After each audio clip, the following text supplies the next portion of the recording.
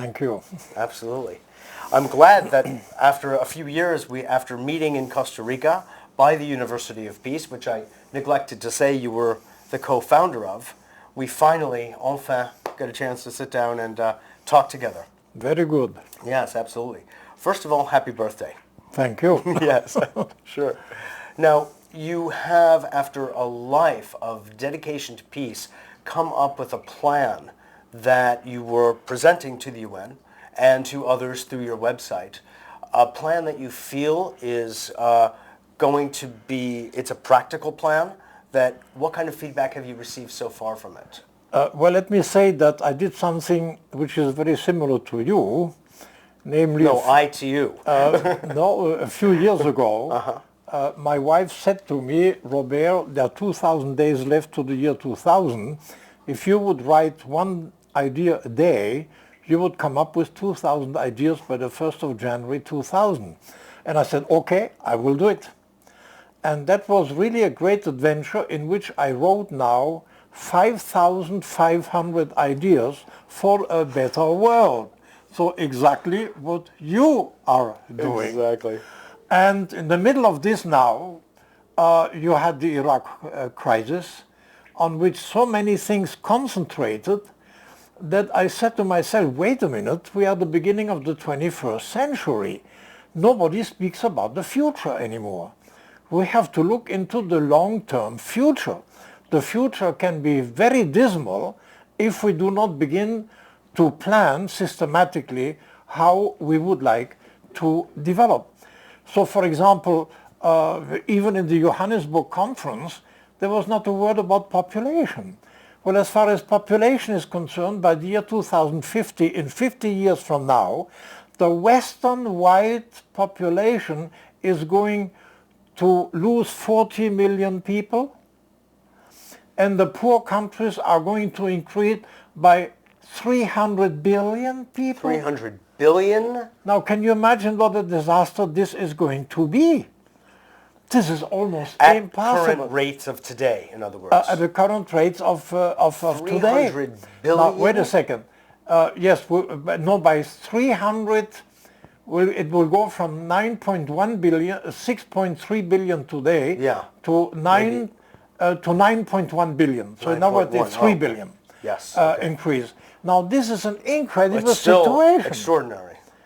And nobody pays any attention to this. So I said, we have to look at the future. And then one day they asked me to speak in San Francisco, the United Nations associations. Robert, you're an old-timer from the UN. What do you intend to do with the rest of your life?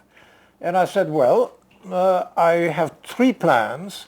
The first one is to have a world peace plan by the year 2010, to really get rid of all those wars and armaments and other stuff with which we are saddled, the Iraqs and others, the Middle East, Kashmir, Cyprus, which are hanging around, to really come up with a peace plan 2010. And then the second one would be a plan for a better government of the world. This planet is not governed. You have all these nations, they govern differently, and the UN has never been asked to give the advice of a government. So that by the year 2020, we should have a proper earth and human government. And then, like the sportsman, we should have a big ideal to get closer to it. So that I have developed now a third plan, which will be Paradise Earth in 2050. Okay, so this is what You're making us wait too long. Voilà. So that the first plan exists already and has been distributed to people in the United Nations, and it has gone today to the President of the General Assembly to make them really work on the year 2010. So that is being done now, because now they're all concentrating on Iraq and other things, and they're forgetting about the future, which is here. Right, very true. And Iraq, as you said, it's a very concentrated place and symbol. And because it's such a key point in the Middle East, there's no such thing as a war on Iraq. It's actually all the surrounding areas too. Absolutely. There's just no way it's something Absolutely. is containable Yeah. like that. So my question really has to do with, of course we need the future vision, and that's what you have excelled in for so long. At the same time, we have to look at the immediacy of the situation, which is that literally in a week, we have an administration that is calling for bombing Iraq virtually out of existence. What do you say to that? Well, there is not very much you can do. I've recommended that the solution for a problem like this should be directly person to person between Bush and Hussein. That's interesting. I've said the same thing. This would be the main, and then they would discover that they're human beings. Exactly. That they have a family, and they would probably come to an accommodation. Instead of having all the specialists to say, no, we have to do this, and no, we have to do this, things are getting very complicated. As an assistant to the Secretary General, I always said, for heaven's sake, have a telephone conversation with President so-and-so. In Bangladesh, they were almost on having a permanent war between India and Pakistan. I said, please, for heaven's sake, give a ring to the Indian president and to the Pakistani one to meet. If not, they are going to be saddled for decades and decades. They met, and we didn't have the long-term war. And I've also recommended that all heads of states and the Secretary General, they should have a telephone day and night to pick up the phone and to talk directly. Exactly. I saw that as one of the points in your plan. The telephone is such an easy, fine piece of technology that can bring people together, let alone airplanes. And literally a matter of hours, anyone, anywhere in the world can find a central location and talk. Absolutely. So really what you're advocating, Robert, is this idea that when human beings sit down in the same room and talk, things happen. Things of a human nature happen. Especially when they're heads of states. Because if you are an official, you have to worry, well, what is my boss going to mean? You see? Yes. So I have to execute the orders of my boss. But if you're a head of state, you have a much greater leeway. I will never forget, I was invited to China because I was instrumental in getting China back into the UN. Yes. And then we were received by... As per the beginning of this book. Right. We had there Xu and Lai inviting us at 10 o'clock in the evening saying, I cannot be asleep when they're awake in the Pentagon in Washington. And there was a big screen there. And then he spoke about the importance of the Secretary General to be a mediator. I said, my God, but why don't you pick up the phone and call President Nixon and tell him that something is being concocted there in Korea? And Nixon would say, let me look into it. And a day later would call back, you're absolutely right. Those idiots, they were trying to have another conflict over there. So that the world affairs, one of the most important things is for heads of states to talk to each other. I would like their wives to know each other. Yes. I would like their children to know each other. It would be a completely different world from what it is today. Make it personal, in other words. Make it very, very personal. Yes. That is one of the suggestions. And then to look into the future, what is the United States going to look like in 30, 40 or 50 years? How is the developing world going to look? If you have this enormous increase of population in the poor countries, you're going to have a lot of violence. They're going to try to break the borders. Yeah. So that, and also I'm always remembering what we did in Alsace-Lorraine. My grandfather changed nationality 5 times. French, German, French, German, French. As a result of 3 wars. And then after the war we said, look, we're sick and tired of this whole thing. Let us make out of France and Germany a united place. And today you have the European Union. Took 40 years to do it, but the border in my hometown has disappeared. And you have 15 countries between which all the borders in Europe have disappeared. Can you imagine? And this is why France and Germany have the same position on Iraq. Right. This was inconceivable a few years ago. Would you say that your thesis, which I just got finished reading a little about, was somewhat the background or the basis for the later formation of the European Union? Oh, I was right in the middle of it with a few friends, because we said, look, we're going to have the same catastrophe now. We must absolutely do something. And then we convinced Robert Schuman, who didn't want to run for elections, to be a politician. He was a kind of saint, a monk, and he went into this, and then he decided to start a coal and steel community, so that the French had the right iron ore and the Germans had the right coking coal, and then on this build an economic community, then a political community, and then finally a united Europe. Now, it took 42 years. Robert Schuman didn't see it. I went to his tomb to report it to him. But it was the ideal to not to repeat the past. Yes, exactly. And as a result of this, by the way, we have created a canonization committee with the Pope to make out of Robert Schuman the saint, to make him a political saint. Yeah. A man who was very spiritual and who had the courage to create a united Europe. Can you imagine what you can do with a dream like this? That's right. And we have to have the same dream for other places in the world. Well, what did you find as Undersecretary General for 3 different administrations there? What did you find was the main stumbling block in the realization of the highest points of the UN Charter? Oh, it was definitely the Cold War, without any doubt. And this is why, when I retired from the United Nations, I suggested to the Secretary General to have the 40th anniversary of the United Nations, to have the world think out what happened in the 40 years. And then he said, okay, then you don't go on retirement, you are going to stay here. And I stayed, and one of the first things I recommended to him said, let's have a very tough letter to all the heads of states. Sit down, discuss with the highest people in your government what the last 40 years have been for you. And I was talking to the Russians, and I said, look, you have to find out if your communism was correct or not. Look at President Reagan now. He's going to have so many airplanes and armaments that you will not be able to follow.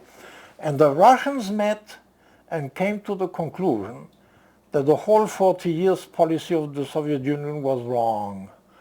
And then they announced the end of the Cold War, and they put the youngest of their members, Gorbachev, to be the head. So that this then disappeared from the surface. And today the United States is a little bit in a trouble by not being able to say that the Russians are behind that. And they cannot say that the Chinese are behind that, because the Chinese are now in the United Nations. So it's a completely different situation. The US is almost alone, without having any enemy to point at of what is happening in Iraq. Yes. You see? Yep. So they have to shoulder the responsibility of, they cannot put it on anyone else's shoulders. But, so on the one hand, there was the Cold War, which slowed down the realization of the higher vision of the UN. But I imagine that there were other, I don't know if they were political in nature or economic in nature, issues that would arise when the General Assembly would meet and discuss matters at hand. I'm just wondering whether it was small coalitions and cliques, you could say, that would form, that would keep the larger and higher vision from being realized, or what? I'm asking, I don't know. Well, you're in such a unique position to answer the question. The second biggest problem, which was on the shoulders of the UN, was of course the extreme population explosion, especially in the poor countries. Yes. In other words, the fact that the rich were getting richer, the poor were getting poorer, both inside countries and in the world. So that the developing countries, they had a kind of coalition. They say, why do you worry about Russia and China and all this? We are hungry. We would like the people to get some help. We would like to get a World Marshall Plan and so on. So this was definitely the second biggest problem. And as far as population is concerned, we were able, by having population world conferences, to prevent the birth of 1,200,000 people from 1970 to recently. In 1970, the world population was estimated to be 7.2 billion people, or 7.3 billion people, and we were only 6.1. So in other words, 1,200,000,000 people were born less. But still today, you have 78 million more people being born in the poor countries. The Western population is losing. And of course, this is going to play a drama with the poor whom we have in the poor countries. So we have to do something about that. Did you succeed in reducing the population in those countries by education, by contraception? What was the means? Even there, we have not been able to do what we wanted to do because the Pope was against it. For the Pope, those are the Catholic legions, and the more Catholics they are, the better it is. Yeah. So you had the whole anti-conception problem of Senator Helms and so on, so that there were many obstacles for the UN to say, but for heaven's sake, why don't you distribute a few million contraceptives? For example, President Bush now has suppressed all aid to the women's clinics in the poor countries to teach them how to have less children. Can you imagine? This is one of the biggest problems we have on this planet, to have these hundreds of millions of more people down there. And as far as the Earth is concerned, she has another language when she talks to me. She said, look, Robert, there's something which I like. It is the fact that the Western population is losing. Why? Well, because a person in a rich country in the United States consumes 30 times more of my material resources than someone in a poor country. So when I make my population figures as the Earth, I multiply your Western figure by 30. And then from my point of view, the biggest problem of population is in your countries and not in the poor countries. Very so that is the type of thing you have to think of in the present world. Exactly. 100 years ago, nobody would ever thought of this. Yes. This doesn't exist. Population problem did not exist at all, even in the UN at the beginning. It took until practically 1952 when we had the first figure of the world population, which was 1.5 billion people. And I said, well, what's the future going to be? And then we discovered that the only country on earth who had demographic projections were the French. Mr. Sauvy was the great inventor of demographics. So we got the French in, and then they came up with the first guesstimates of the future. Oh, my God. And so we had one World Population Conference after the other to warn the world. The UN is really a warning system of things which might go wrong. That's one of the greatest substantive achievements he has done in the world. It's a great contribution. Like the environment was also born in the UN. I'm sorry? The environment, the preoccupation was also born in the UN. Well, see, there was still a movement. I mean, people were already speaking out because people were realizing what was happening to our Earth. It's just, I think that the United Nations helped to formalize, Absolutely. and make it public, world known, what the issues were. That's it. I do want to ask you, I hate to say we're beginning to run out of time here, but I do want to ask you, because it does come up in your peace plan, about you call for the disarmament and the reduction of, in fact, the elimination of all arms, which is something, by the way, I am in great sympathy with, by all means. My question to you, though, Robert, is you know better than most the way things work and why they work the way they work.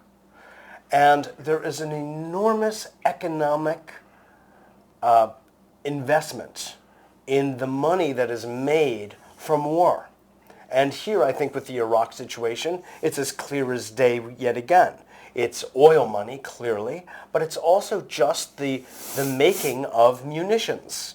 And they just keep doing it, and they get more and more expensive. there is so much money in it. While you and I may rationally say, disarm, what do you think that's going to be met with, and how can we overcome that obstacle? Well, first of all, one half of all the expenditures of governments on this planet, one half are spent on armaments and militaries. Now you can imagine. And there are people who have calculated, I'm publishing them in my 5,000 ideas, of how with one half reduction of the military and armaments, you could solve all the rest of the problems of the world. The poverty, the illiteracy, all these things could be solved by figures, by so and so many. I can send it to you. I'd like to see that. Was just reducing this by one half, we could solve all the world problems. Now, can you imagine? Now, nevertheless, by being told that it will never change, you cannot accept this. I've been told that Europe will never change. Well, Europe has changed. It has, voila. So I never accept that things cannot be changed. So I sat down, I said, let's change it nevertheless.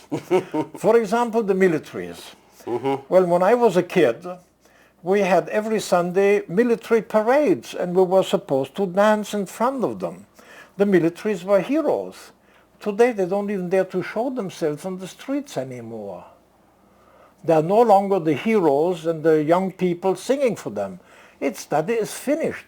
The militaries are almost going into hiding. So why not talk to the militaries and to say, look, you're going to disappear with time. It cannot continue. So why don't we think of a transformation of you? Right. For example, one day in Nicaragua, in Honduras, I visited a camp of Nicaraguans which was headed by my daughter and by a whole group of French young people. And they were bothered by the Honduran militaries. So I talked to the Honduran general. I said, why do you bother these young people? They are helping these refugees. Why don't you do something constructive? He said, like what? I said, like saving your forests. Your forests are being destroyed here. You should... Oh, he said, we would like to do this. We would like to be positive to the country. And if we are well paid, you're going to get the best defenders of the environment because we have discipline. So, all right, why don't we propose to the militaries that they should become the servants of the environment, the servants of the people, that they should merge with the police forces and should become helpers. In France, there is no police force. They're called the agents of peace, les agents de la paix. Wow. And as children, we admired the agents because they never had a gun. They had only a white stick, and they helped us cross the street. Why don't we transform all the polices of the world into agents de la paix? That's right. And the militaries into servants of peace, servants of the environment. Why not try it? Exactly. As a matter of fact, when the Second World War was about to end, Churchill, Stalin, and Roosevelt met, and they gave the instruction to the military heads of staff to come up with a world security system which would be such that then they could implement disarmament. And this plan exists, made by the militaries. But unfortunately, when the other governments began to negotiate, the military organization disappeared, and we had only the United Nations with a military staff committee, which was supposed to continue and which never convened because of the Cold War. And so I'm the man who says, now the Cold War is over, so why don't you take the old plan and make a world security? You see? So at least try. Maybe, since it took for the environment so many years, maybe for the militaries to become peacemakers, it might make 10 or 15 years. But someone has to start it. Exactly. Like with the environment, someone has to start it. And it's still getting worse on the planet every year, but it is worse at a lower rate. And one day we will have a planet where the environment will no longer be a problem.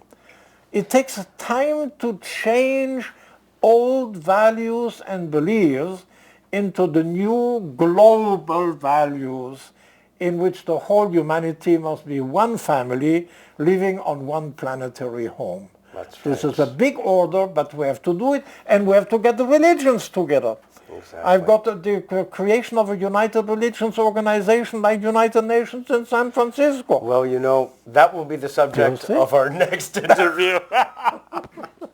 I want to thank you for sharing your words of wisdom and your vast experience with me and with our audience, because I think you might be the person who is going to spearhead the revival of these plans, and certainly I'll be there to help you. Thank you very much. Absolutely. Thank you you so much for being here with us and sharing your light and your optimism at a time of some darkness, because I really feel it helps make a huge difference. And please, public, think that it is possible. Yeah. Don't be pessimistic about the future. Be optimistic.